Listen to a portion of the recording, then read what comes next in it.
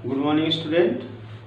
From today in chemistry class, you will revise from solid state. It's meant from today.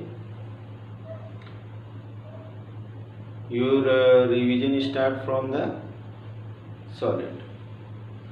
First of all, I started from the alloalkanes. Means first of all, I started organic chemistry, then inorganic and physical. Now I will start from the first book, that is first chapter, solid state. Okay, in this state we will revise all things which are you have some confusion or any type of question you have, you may ask. Okay, you can see once again this video, and solid state video is already uploaded. Now in revision we can describe all whole things as such to remove all type of queries. Okay, in solid state is the state of matter. As you know that there are three states of matter. Actually in the modern science there are 5 state of matters: solid state, liquid state, gas state, Bose-Einstein condense, and plasma. Okay, these are the 5 states. Among these we will start solid state. What is solid state? State of matter. It is a state of matter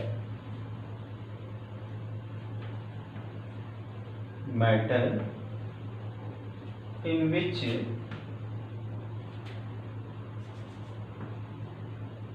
which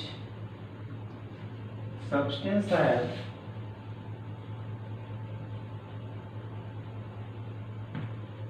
have definite shape, size, volume. Okay, everything is fixed. In this state, as you know that. But in liquid state, mass fixed, volume fixed, but shape is not fixed. And in gas state, nothing is fixed. Okay, mass is only fixed, and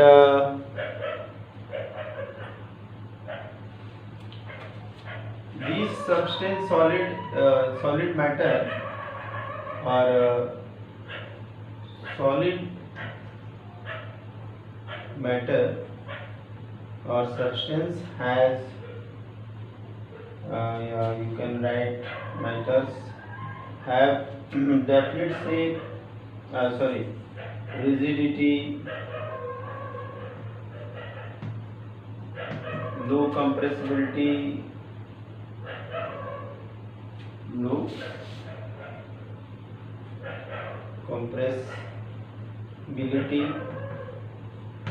Okay, these are the some other properties of solid state. Okay,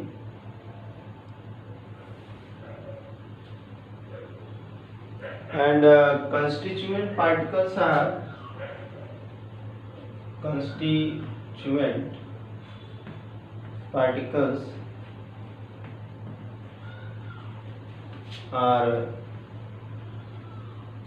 closely constituent particles may be atom, molecule, ions.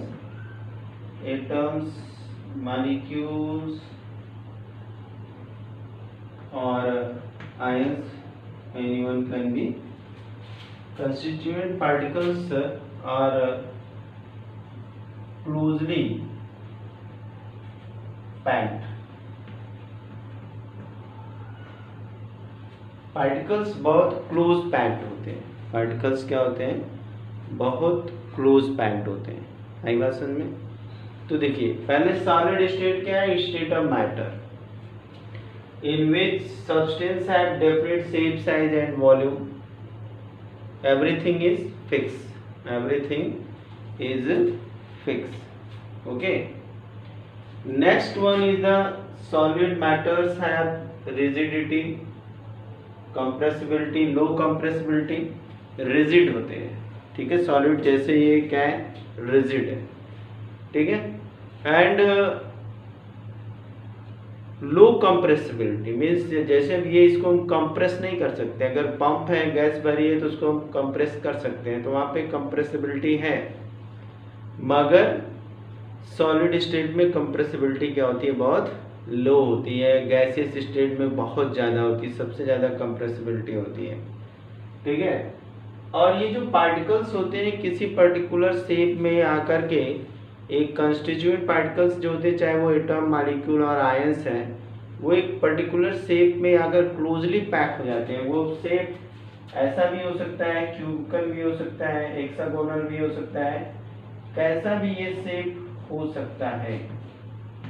ठीक है, अब ये particles इस form में इस तरह से आकर के जो है कि इकट्ठा हो सकते हैं। ठीक है, तो ये हो गई प्रॉपर्टी ऑफ सॉलिड। अब यहाँ पे हम सॉलिड को दो पार्ट में क्लासिफाई करेंगे। सारा कुछ नोट बनाया हुआ है पहली वीडियो में भी, यहाँ से भी नोट करना चाहो तो नोट कर सकते हो, नो डाउट। ओके, यहाँ भी नोट करने के लिए कोई वो नहीं है। अब हम देखेंगे टाइप ऑफ सॉलिड। क्या देखेंगे? टाइप ऑफ सॉलिड, किस तक कौन कौन से कैसे कैसे सॉलिड्स होते हैं। ठीक है, इसमें तो हेडिंग हो जाएगी हमारी type of solids. Okay, type of solids. ठीक है, तो टाइप ऑफ सॉलिड में हम क्या देखेंगे?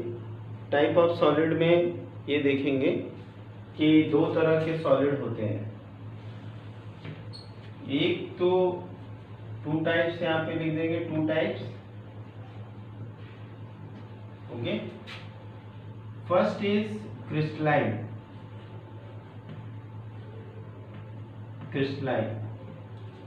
And other is amorphous.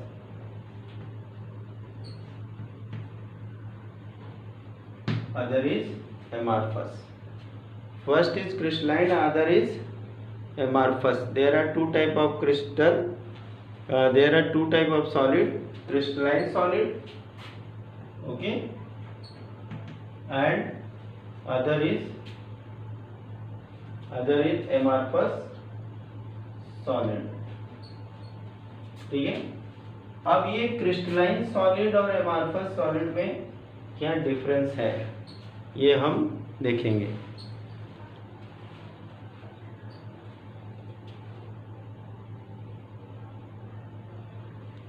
यहाँ पे हम क्रिस्टलाइन सॉलिड में क्या होते हैं?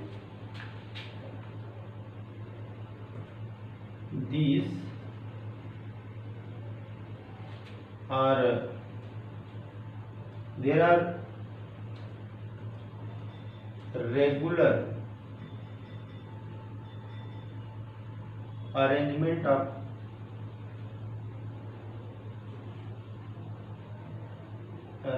of particles. Regular arrangement of particles means क्या हो गया? रेगुलर अरेंजमेंट ऑफ पार्टिकल्स और definite arrangement of constituent particles. यहाँ पे कर सकते हैं कि regular and definite. Regular and definite arrangement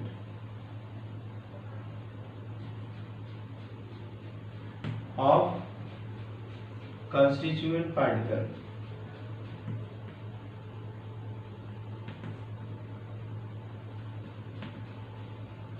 ठीक है। यहाँ पे पहले क्या हो गया कि रेगुलर, रेगुलर का मतलब कि एक पर्टिकुलर डायरेक्शन में, एक पर्टिकुलर वे में वो जो है कि पार्टिकल्स अरेंज होंगे। पार्टिकल्स क्या है, एक पर्टिकुलर वे में अरेंज होंगे, तो उसको हम रेगुलर बोलते हैं। ठीक है। और यहाँ पे क्या है, there is no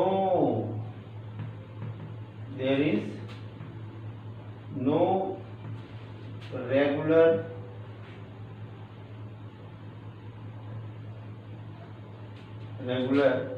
and definite arrangement of particles,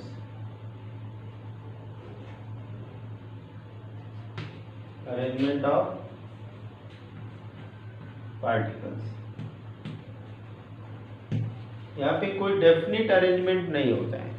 ठीक है। और इनको हम कह सकते हैं कि जो क्रिस्टलाइन सॉलिड होती है, सेकेंड ये, these are true solid,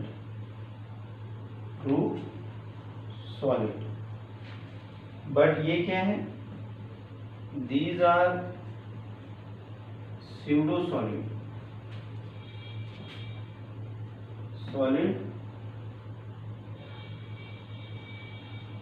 और super cooled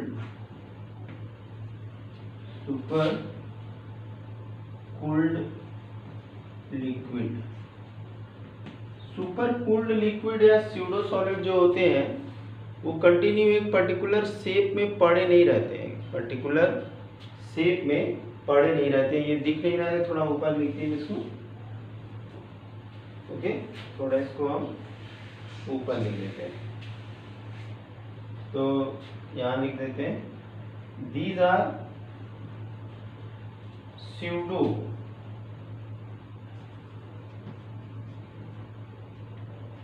pseudo solid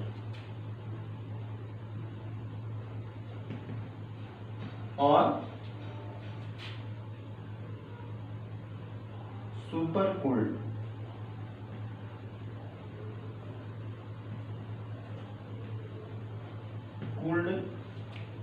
liquid, super cooled liquid. ठीक है, सुपर कूल्ड ये लिक्विड होते हैं। आई बात सुनने? तो इस तरह से हमने देखा कि क्रिस्टलाइन सॉलिड जो होते हैं उनमें रेगुलर और डेफिनेट अरेंजमेंट ऑफ पार्टिकल्स होता है, कंस्टिट्यूएंट पार्टिकल्स, और ये ट्रू सॉलिड होते हैं, इसमें कोई रेगुलर अरेंजमेंट नहीं होता है, कोई डेफिनेट अरेंजमेंट नहीं होता है, इसलिए हम इनको स्यूडो सॉलिड कह सकते हैं। ठीक है, हम इसको इरेज करते हैं। ओके, सब लिखा हुआ है पहले से, केवल समझना है यहाँ पे बस। अब क्या है कि पढ़ने के लिए हमने सारा कुछ पढ़ लिया है, अब हमें बस केवल समझना है। ठीक है, अब इसके हम थर्ड पॉइंट पे आते हैं। थर्ड पॉइंट इसमें सॉलिड में क्या हो सकता है, ये जो क्रिस्टलाइन सॉलिड होते हैं इनमें लॉन्ग रेंज ऑफ अरेंजमेंट होता है। These have long range of arrangement.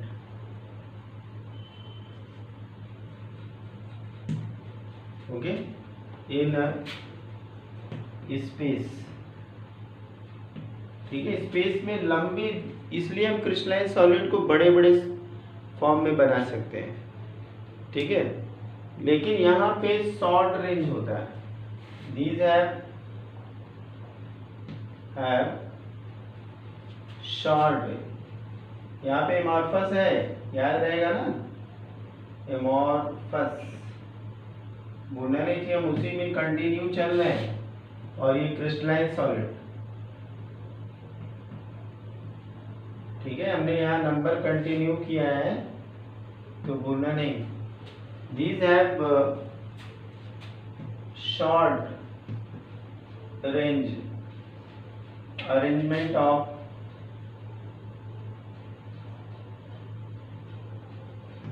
Of particles. Okay, यहाँ पे शॉर्ट रेंज पार्टिकल्स का होता है, इसीलिए ये क्रिस्टल्स जो होते हैं बहुत बड़े बड़े एग्जिस्ट नहीं होते हैं। ओके, नोट कर लीजिए।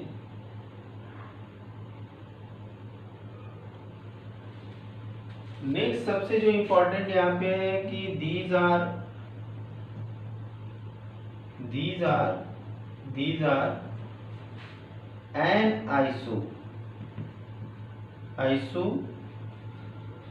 isotropic crystalline solid।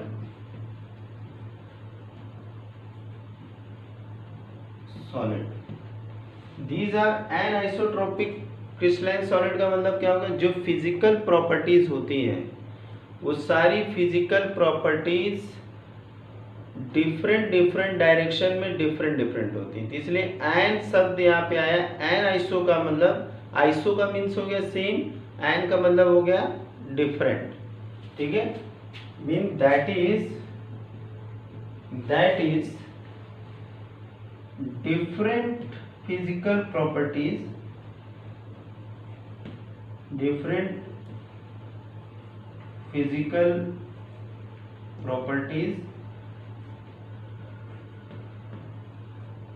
are different in direction,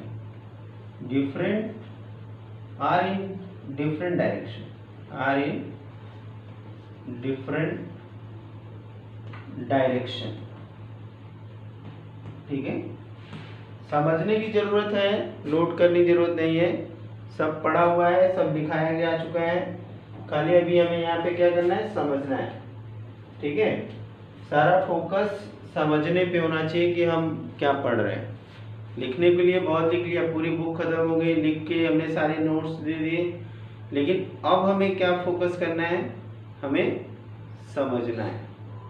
अब समझने का प्रोसेस चल रहा है, तो हमें क्या हमने यहाँ पे क्या लिखा कि इनके पास these have long range arrangement होता है, तो हम इनसे कुछ भी, इनके क्रिस्टल जब बनाएंगे तो बड़े बड़े क्रिस्टल बन सकते हैं डिफरेंट शेप में। इनके क्या होते हैं, ये शॉर्ट रेंज होते हैं, इनके जो है कि शॉर्ट रेंज होते हैं, इस वजह से ये क्रिस्टल बहुत बड़े नहीं हो सकते हैं, क्रिस्टल के फॉर्म में बड़े नहीं हो सकते हैं। यहाँ पे एक चीज आ गई, एनाइसोट्रोपिक। तो कोई भी फिजिकल प्रॉपर्टीज है, जैसे कि पहले तो हम रिफ्रैक्टिव इंडेक्स ही ले लेते हैं। रिफ्रैक्टिव इंडेक्स फिजिक्स में पढ़ा होगा, क्या होता है, ratio of sine i to the sine r. ठीक है, तो यहाँ पे इनके लिए रिफ्रैक्टिव इंडेक्स डिफरेंट डायरेक्शन में डिफरेंट होता है। डिफरेंट डायरेक्शन में क्या होता है, डिफरेंट होता है। और इनके लिए क्या होता है, बस एक पॉइंट हम यहाँ पे डिस्कस करते हैं। these are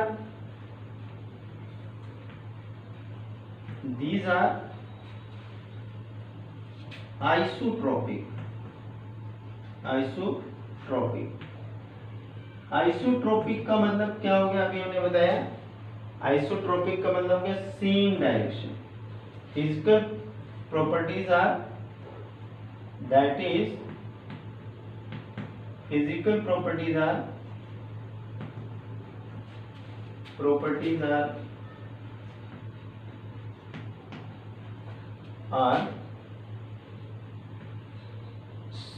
in same direction,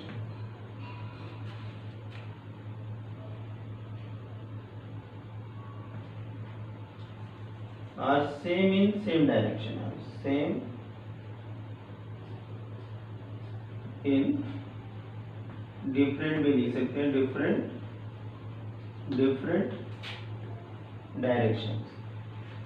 ठीक है, तभी तो ये आइसोट्रोपिक है, यानी ये हर डायरेक्शन में इनकी प्रॉपर्टी सेम है।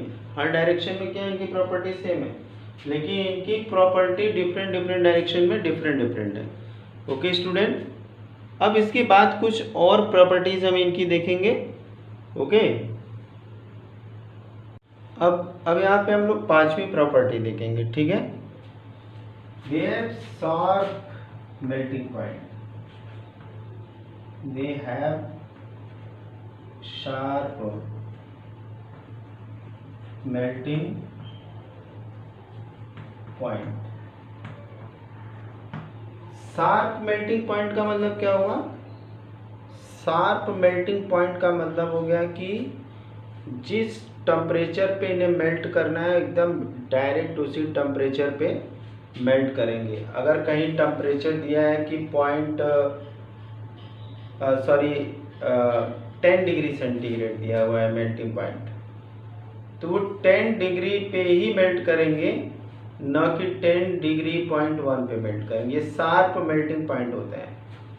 और इनके अंदर ये चूंकि सुपर कूल्ड लिक्विड होते हैं, तो they have no sharp melting point.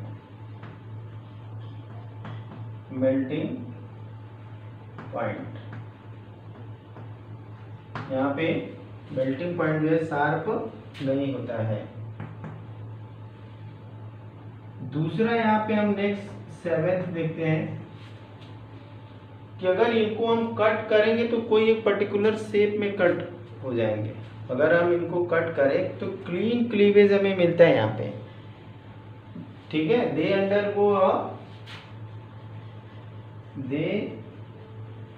Undergo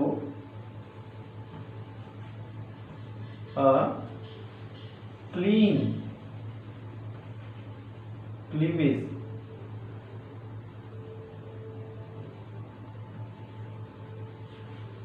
ठीक है। क्लीवेज इनका बहुत क्लीन होता है। बहुत क्लीन होने का मतलब क्या है? क्लीन होने का मतलब है कि अगर सपोज करो कि हमारे पास कोई एक ऐसी बॉडी है, ऐसा कोई स्ट्रक्चर बना हुआ पहले समझ लेते हैं। अब इसको हम अगर यहाँ से कट करें, ठीक है, तो ये एक पर्टिकुलर शेप में कट जाएगा। ये क्या होगा? एक पर्टिकुलर शेप में कट जाएगा, पतला पतला इस तरह से। अगर हमने इसको 2 शेप में काट दिया,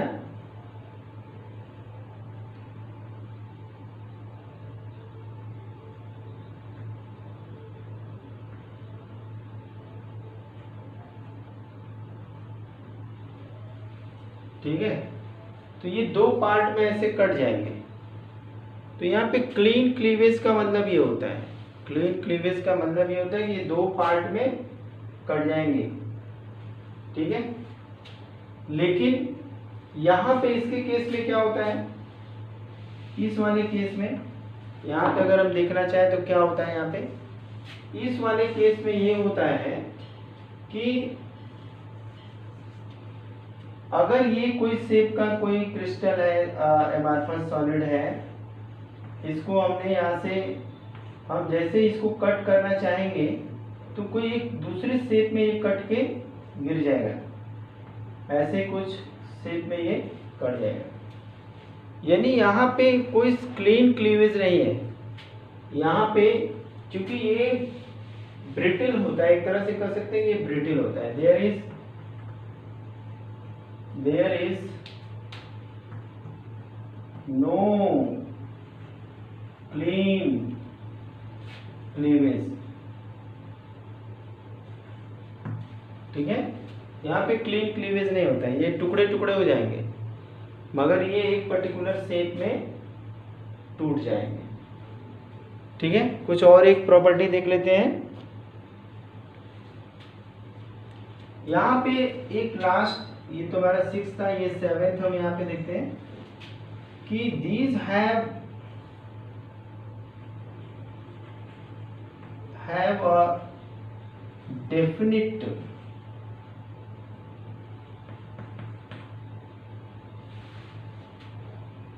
and characteristic and heat of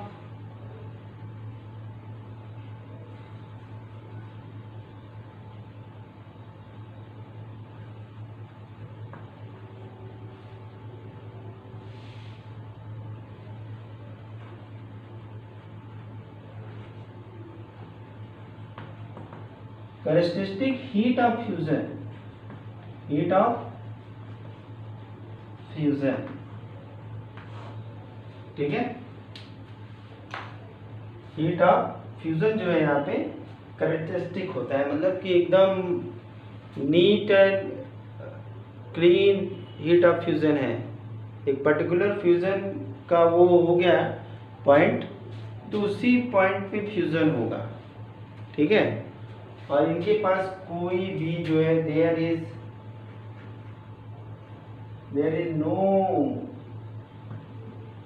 no any particular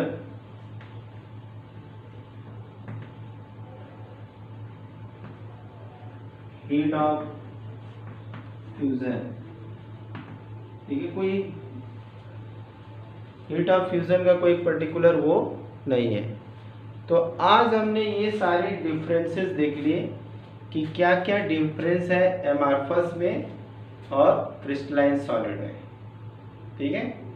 जैसे हमने पहला क्या देखा, पहला तो हमने जैसे देखा कि उनका शेप साइज वॉल्यूम वगैरह क्या है, सब फिक्स है, इनमें कोई फिक्स नहीं है, ठीक है। हमने ये भी देखा कि इनमें इरेगुलर जो क्रिस्टलाइन सॉलिड है उसमें रेगुलर अरेंजमेंट है, लॉन्ग रेंज ऑफ अरेंजमेंट है, और जो एमार्फस सॉलिड होते हैं उनमें जो है शॉर्ट रेंज होता है, इरेगुलर होता है, इसी वजह से इनका डीपनेस शेप साइज वॉल्यूम नहीं हो सकता है, ठीक है। उसके बाद हमने देखा कि इनके पास जो है शार्प मेल्टिंग पॉइंट होती है, सॉरी ये जो क्रिस्टलाइन सॉलिड होते हैं वो एनआइसोट्रॉपिक होते हैं, क्योंकि उनकी जो फिजिकल प्रॉपर्टीज होती है वो डिफरेंट डायरेक्शन में डिफरेंट होती है, इसलिए इनको बोला गया एनआइसोट्रॉपिक। जबकि एमार्फस सॉलिड में क्या होता है कि ये जो होते हैं वो ऐसे सॉलिड होते हैं कि जिनकी प्रॉपर्टीज डिफरेंट डायरेक्शन में सेम होती है, डिफरेंट डायरेक्शन में क्या होती है, सेम होती है, ठीक है। यहाँ पे कोई क्लीन क्लीवेज नहीं होता है एमार्फस सॉलिड में, यहाँ पे क्लीन क्लीवेज होता है, मतलब कि अगर क्रिस्टलाइन सॉलिड को कट करेंगे तो एक पर्टिकुलर शेप में, एक पर्टिकुलर जो है कि साइज में कट जाएगा, उसी शेप साइज में पड़ा रहेगा। लेकिन यहाँ पे अगर हमने कट करने की कोशिश की तो क्या होगा, वो टूट जाएगा, ठीक है। और